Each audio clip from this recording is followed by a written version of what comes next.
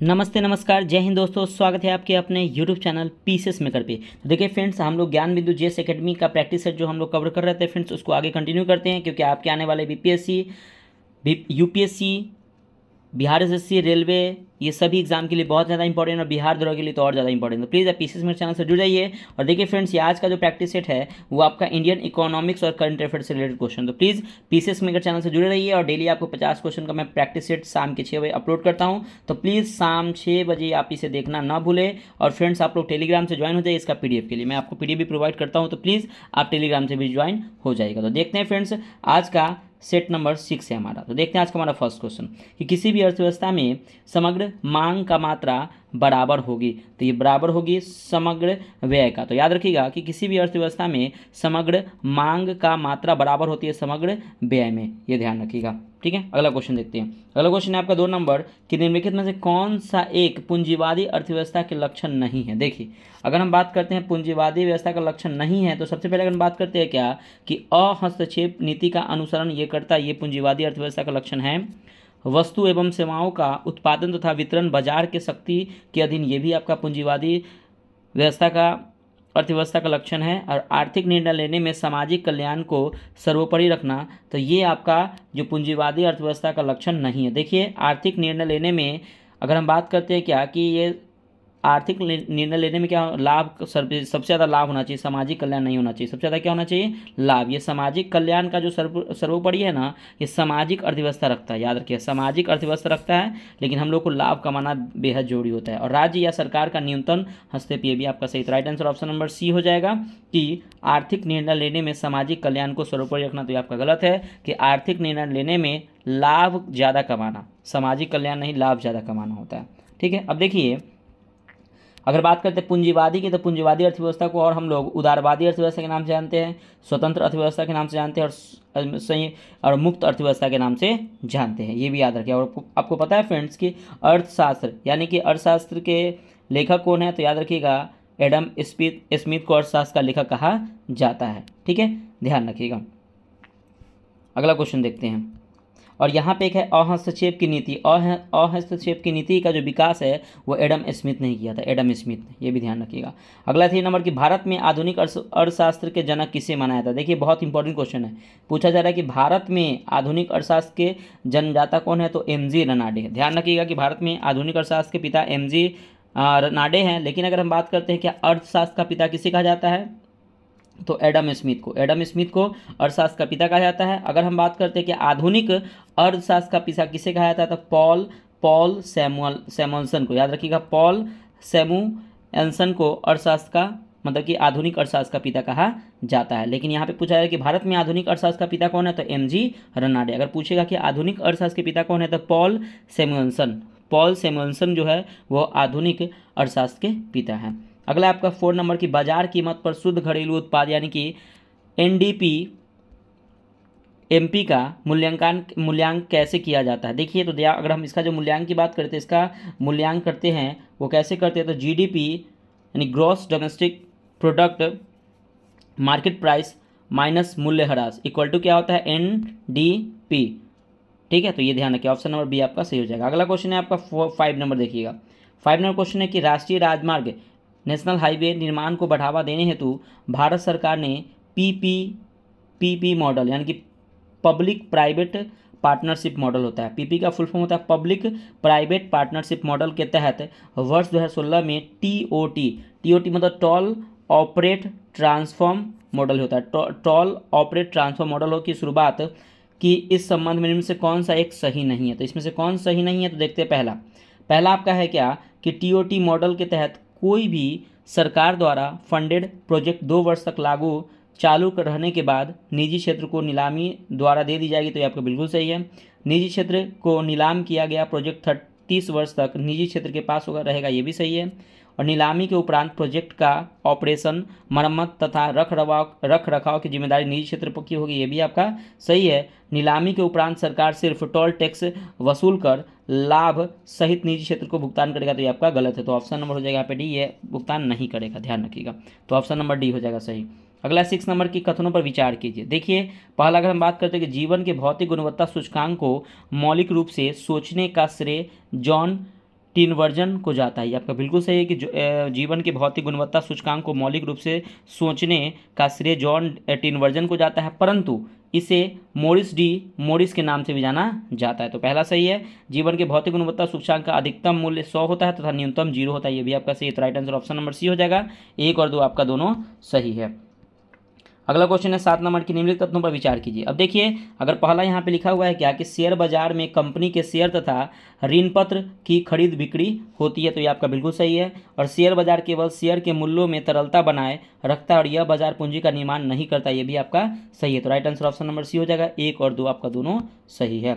अगला क्वेश्चन है 8 नंबर कि किसी परियोजना की दीर्घकालीन वित्तीय व्यवस्था जब तक नहीं हो जाती है तब तक के लिए एक अस्थायी वित्त व्यवस्था की जाती है। इस अस्थायी वित्त को क्या कहते हैं? तो इस अस्थायी वित्त को हम लोग कहते हैं ब्रिज लोन। याद रखिए, इसको क्या कहते हैं? Bridge loan. एक होता है टीजर लोन। देखिए, टीजर लोन क्या होता है ना कि प्रारंभ में ब्याज दर कम होता है और बाद में ये ब्याज दर बढ़ जाता है, उसे टीजर लोन कहते हैं। एग्जाम्पल में हो जाएगा आपका शिक्षा जब आप अगर पढ़ रहे होंगे तो उस समय ब्याज लोन बहुत कम होता है। जैसे आपका पढ़ाई कंप्लीट हो गया, अगर आप जॉब करते तो उसका जो ब्याज दर होता है वो बढ़ जाता है, तो उसको टीजर लोन कहते हैं। ठीक है, तो ऑप्शन नंबर ए हो जाएगा। अगला है 9 नंबर की, निम्नलिखित कथनों पर विचार कीजिए। वस्तु विनिमय प्रणाली से विनिमय का क्षेत्र अत्यंत संकुचित था, तो ये आपका बिल्कुल सही है। और मुद्रा ने वस्तु विनिमय प्रणाली के सभी कठिनाइयों को दूर कर दिया, तो ये भी आपका सही है। तो right answer option number C हो जाएगा। 1 और 2 आपका दोनों सही है। अगला क्वेश्चन है क्या? मुद्रास्फीति। तो स्फीति दर में होने वाली तीव्र वृद्धि का आरोप कभी कभी आधार प्रभाव पर लगाया जाता है। यह आधार प्रभाव क्या है? तो देखिए, यह आधार प्रभाव क्या है? तो यह विगत वर्ष की कीमतों की स्फीति दर की गणना पर आया प्रभाव है, आधार वर्ष। ऑप्शन नंबर सी हो जाएगा। अगला है 11 नंबर कि किसी भी अर्थव्यवस्था में आय का सृजन होने के लिए सबसे महत्वपूर्ण पहलू क्या है? तो सबसे महत्वपूर्ण पहलू है आपका उत्पादन। अगला क्वेश्चन है आपका, देखिएगा क्वेश्चन नंबर 12 देखते हैं हम लोग। क्वेश्चन नंबर 12 है क्या? निम्नलिखित कथनों पर विचार कीजिए। देखिए, गिनी गुणांक के माध्यम से आय विषमता को मापा जाता है, ये आपका बिल्कुल सही है। गिनी गुणांक का मान 0 से 1 के बीच होता है, तो ये भी आपका सही है। गिनी गुणांक 1 का मान बनता है कि आय विषमता बिल्कुल नहीं है। तो देखिए, गिनी गुणांक का एक मान बताता है कि आय विषमता बिल्कुल नहीं, तो आपका गलत है। देखिए, ये जो गिनी गुणांक का मान 1 बताता है कि सारा इनकम एक ही व्यक्ति को मिलता है, ये बताता है कि सारा इनकम किसको मिलता है? तो सारा इनकम एक ही व्यक्ति को मिलता है। और यहाँ पे देखिए 4 नंबर में आपका है क्या कि गिनी गुणांक का 0 मान बताता है कि संपूर्ण आय एक ही व्यक्ति में, तो ये आपका गलत है कि गिनी गुणांक का 0 मान बताता है कि जो भी व्यक्ति को आय वो क्या है? 0 है। तो देखिए, पूछा जाएगा इसमें से कौन सा सही है, तो 1 और 2 आपका सही है और 3, 4 आपका गलत है। 13 नंबर है कि भारतीय बैंक अपने उन ऋणों को एनपीए का फुल फॉर्म होता है नॉन परफॉर्मेंस एसेट होता है। नॉन परफॉर्मेंस एसेट होता है, एनपीए का फुल फॉर्म के अंतर्गत डालता है जिसके किस्त और ब्याज का भुगतान डैश दिनों तक नहीं होता है, तो वो 90 दिनों तक, ये 90 दिनों तक भुगतान होना चाहिए। नहीं तो ये भुगतान क्या होता है कि दिनों तक, जिससे किस्त और ब्याज का भुगतान 90 दिनों तक नहीं होता है, तो उसे हम लोग एनपीए कहते हैं, यानी कि नॉन परफॉर्मिंग एसेट्स। और सबसे ज़्यादा एनपीए से एसबीआई बैंक का है। अगला 14 नंबर कि एक व्यक्ति बेरोजगार है अथवा वही यह सुनिश्चित करने के लिए किन्हें ध्यान में रखना आवश्यक नहीं है। देखिए, अगर बात करते हैं ब्याज की, तो देखिए आयु अगर 15 वर्ष से लेके 64 वर्ष के बीच में अगर जो व्यक्ति है वो ब्याज मतलब कि जो है वो बेरोजगार की श्रेणी में आता है। लेकिन यहाँ पे आयु निर्धारित ये बिल्कुल होगा। काम करने की योग्यता ये भी होना चाहिए। प्रचलित मजदूरी दर पर काम ये भी होना चाहिए। गरीबी, देखिए अगर बेरोजगार है तो वो गरीबी अमीरी से मतलब नहीं है, अमीर भी बेरोजगार हो सकता है, गरीब भी बेरोजगार हो सकता है। तो ऑप्शन नंबर डी है कि ये सुनिश्चित नहीं करता है। अगला आपका 15 नंबर की किसी कंपनी के बाजार पूंजीकरण यानी कि मार्केट कैपिटलाइजेशन से तात्पर्य है। देखिए, बाजार पूंजीकरण से तात्पर्य है कि कंपनी द्वारा जारी कुल शेयर का वर्तमान बाजार मूल्य पर ये क्या हो जाएगा, तो ये कहलाता है बाजार पूंजीकरण कहलाता है। अगला आपका 16 नंबर के निम्नलिखित में से कौन सा समष्टि अर्थव्यवस्था का अध्ययन क्षेत्र है, तो कौन सा है, तो अर्थव्यवस्था में रोजगार के अवसर। बाकी आपका जो वस्तुओं के पूर्ति के नियम ये आपका विशिष्ट अर्थव्यवस्था है। बाजार में गेहूं की कीमत ये भी आपका वैशिष्ट अर्थव्यवस्था है। स्कूटर की मांग की लोच ये भी आपका विशिष्ट अर्थव्यवस्था है। लेकिन आपका समष्टि अर्थव्यवस्था कौन है, तो अर्थव्यवस्था में रोजगार की अवसर। अगला 17 नंबर की अर्थव्यवस्था में अतिरिक्त मांग उत्पन्न होने के निम्नलिखित में से कौन सा कारण हो सकते हैं, मतलब अतिरिक्त मांग, यहाँ पे थोड़ा सा टाइपिंग मिस्टेक है कि अर्थव्यवस्था में अतिरिक्त मांग उत्पन्न होने के निम्नलिखित में से कौन से कारण हो सकते हैं। तो कारण हो सकता है कि मुद्रा की पूर्ति में वृद्धि ये हो सकता है, करों में कमी ये भी हो सकता है, सार्वजनिक व्यय में वृद्धि ये भी हो सकता है। ऑप्शन नंबर डी इनमें से सभी हो सकते हैं। 18 नंबर क्या कि एकाधिकार प्रतियोगिता बाजार की विशेषताओं में निम्न से कौन सा एक शामिल नहीं है। तो कौन शामिल नहीं है, तो ध्यान रखिएगा, वस्तु विभेद शामिल है, विक्रय लागत ये भी शामिल है, क्रेताओं के पास अपूर्ण ज्ञान ये भी शामिल है, लेकिन व्यापार गुट ये जो आपका शामिल नहीं है। ऑप्शन नंबर डी हो जाएगा। 19 नंबर की यदि किसी वस्तु या सेवा का मूल्य तथा उपभोक्ता को दी जाने वाली क्षतिपूर्ति की राशि 20 लाख रुपए तक है, तब उपभोक्ता इसकी शिकायत कहाँ दर्ज कर सकता है। देखिए, अगर यदि किसी वस्तु या सेवा का मूल्य तथा उपभोक्ता को दी जाने वाली क्षतिपूर्ति की राशि 20 लाख रुपए तक है, तो इसको जिला फोरम में हम लोग क्या करते हैं, शिकायत करते हैं। और राज्य आयोग में अगर आपको 20 लाख से 1 करोड़ के बीच में है तो राज्य आयोग में शिकायत करेंगे, और राष्ट्रीय आयोग में कब शिकायत करेंगे, जब 1 करोड़ से अधिक होगा तब। तो याद रखिए ऑप्शन नंबर ए हो जाएगा आपका राइट। 20 नंबर के निम्नलिखित में से कौन सा एक आय के चक्रीय प्रभाव का क्षरण है। तो कौन सा है एक, तो याद रखिएगा ये जो है आपका कौन सा है, तो याद रखिए परिवार की बचत, ये जो है आपके ये चक्रीय प्रभाव का एक क्षरण है। अगला क्वेश्चन आपका 21 नंबर की निम्नलिखित में से किस क्षेत्र का अर्थव्यवस्था के द्वितीयक क्षेत्र में रखा जाता है। तो याद रखिएगा कि विद्युत तथा जल आपूर्ति को द्वितीयक क्षेत्र में रखा जाता है, पशुपालन को प्राथमिक क्षेत्र में रखा जाता है, सूचना प्रौद्योगिकी को तृतीयक क्षेत्र में रखा जाता है, और संचार कार्य को भी तृतीयक क्षेत्र में रखा जाता है। देखिए, अब आपको कहीं कहीं आपको सूचना प्रौद्योगिकी आपको चतुर्थ क्षेत्र में देखने को मिलता है, चतुर्थ क्षेत्र याद रखिएगा, सूचना प्रौद्योगिकी चतुर्थ क्षेत्र में देखने को मिलता है। अगला आपका 22 नंबर की निम्नलिखित कथनों पर विचार कीजिए। अल्पकालीन सरकारी प्रतिभूतियों का ट्रेजरी बिल्स या टी बिल्स कहते हैं, तो ये आपका बिल्कुल सही है कि अल्पकालीन सरकारी प्रतिभूति को ट्रेजरी बिल कहते हैं। दीर्घकालीन सरकारी प्रतिभूति को जी सेक्स कहते हैं, तो ये भी आपका बिल्कुल सही है कि दीर्घकालीन सरकारी प्रतिभूति को जी सेक्स कहते हैं। तो राइट आंसर हो जाएगा ऑप्शन नंबर सी, 1 और 2 दोनों हो जाएंगे। अगला क्वेश्चन है 23 नंबर की 1991 में लागू की गई वैश्वीकरण रणनीति ने बिहार के किस उद्योग को प्रोत्साहित किया है। तो पर्यटन उद्योग को। अगला 24 नंबर की किन वस्तुओं की मांग वक्र बाएं से दाएं नीचे से ऊपर की ओर होता है। तो गिफ्फन वस्तु। तो गिफ्फन वस्तु के जो मांग होते हैं ना, वो वक्र बाएं से दाएं नीचे से ऊपर की ओर होता है। अगला 25 नंबर की अल्प बेरोजगारी तब उत्पन्न होती है जब लोग जो है वो अपनी क्षमता से कम काम करते हैं, तब ये बेरोजगारी उत्पन्न होती है। अब देखिए फ्रेंड्स, यहाँ से आपको 26 नंबर से लगभग 25 क्वेश्चन आपको करंट अफेयर्स को देखने को मिलेंगे। देखिए, 50वां G7 शिखर सम्मेलन 2024 किस देश में शुरू हुआ, तो आपको पता है, या इटली में। याद रखिए, इटली के अपोलिया के फसाने शहर में शुरू हुआ। इटली के अपोलिया, याद रखिए, इटली के अपोलिया के फसाने में शहर में ये हुआ है। और इटली के प्रधानमंत्री कौन है, आपको पता है, जॉर्जिया मेलोनी। जॉर्जिया मेलोनी क्या इटली के प्रधानमंत्री हैं। और ध्यान रखिएगा, G7 में जो होते हैं ना, वो भारत देश इसमें शामिल नहीं है।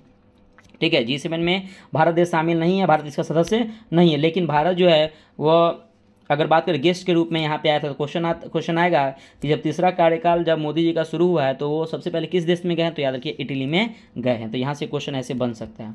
अगला 27 नंबर की PM श्री पर्यटन हवाई सेवा का शुभारंभ किस राज्य में किया गया है। तो ये किया गया है आपका मध्य प्रदेश में, PM श्री पर्यटन हवाई सेवा। अगला क्वेश्चन है 28 नंबर, खीर भवानी मेला किस राज्य या केंद्र शासित प्रदेश में आयोजित किया जा रहा है। तो ये जम्मू कश्मीर में। खीर भवानी मेला का आयोजन जम्मू कश्मीर में किया जा रहा है। अगला क्वेश्चन 29 नंबर के उत्तराखंड के जोशी मठ का नया नाम क्या हो गया है। तो जेतुरी मठ। जेतुरी मठ जो हो गया है, उत्तराखंड के जोशी मठ का नाम नया नाम बदलकर जेतुरी मठ कर दिया गया है। अगला क्वेश्चन है आपका 30 नंबर की किस अंतरिक्ष एजेंसी ने मंगल ग्रह पर बर्फ की खोज की है। तो किस अंतरिक्ष एजेंसी ने मंगल ग्रह पर बर्फ की खोज की है। तो ESA ने, इसको बोलते हैं यूरोपीय स्पेस एजेंसी। यूरोपीय स्पेस एजेंसी ने मंगल ग्रह पर बर्फ की खोज की है।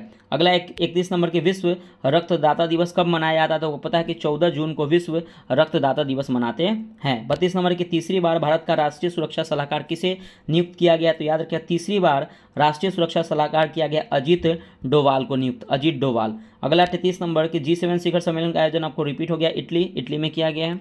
अगला क्वेश्चन है 34 नंबर कि हाल ही में किस राज्य सरकार ने मुख्यमंत्री निजुत मोइना योजना की घोषणा की है। तो याद रखिएगा, ये जो की है असम सरकार ने। असम सरकार ने क्या किया है कि मुख्यमंत्री निजुत मोइना योजना की घोषणा की है। इस योजना के तहत जो बाल विवाह जो असम में होते हैं उसको रोकना, और जो महिलाओं की शिक्षा को आगे बढ़ाना, इसलिए इसकी योजना की शुरुआत की है। अगला 35 नंबर की वर्ष 2025 में पुरुषों की जूनियर हॉकी विश्व कप की मेजबानी कौन सा देश करेगा। ये अपना देश भारत करेगा कि 2025 में पुरुषों के जूनियर हॉकी विश्व कप की मेजबानी कौन सा करेगा देश। तो अपना देश भारत करेगा।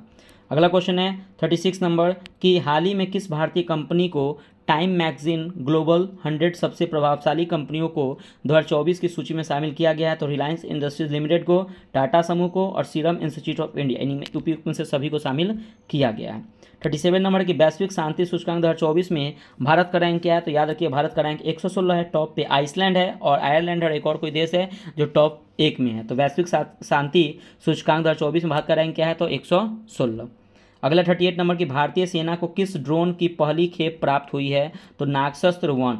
नागशस्त्र 1 को भारतीय सेना को पहली ड्रोन खेप प्राप्त हुई है।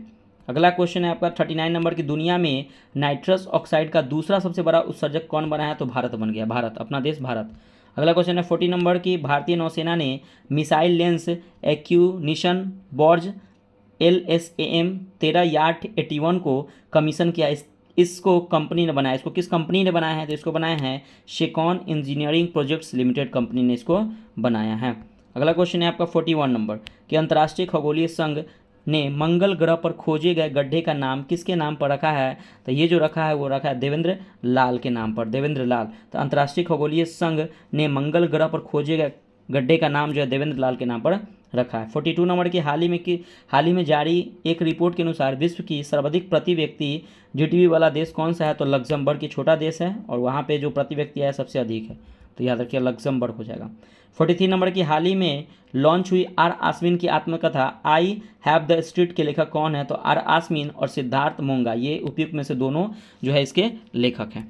अगला क्वेश्चन है आपका 44 नंबर की, हाल ही में किस राज्य सरकार ने प्रधानमंत्री श्री पर्यटन हवाई सेवा का शुभारंभ किया है? तो किस राज्य ने शुरू किया है? तो ये किया है, याद रखिएगा, ये जो शुरू किया वो मध्य प्रदेश राज्य ने शुरू किया है।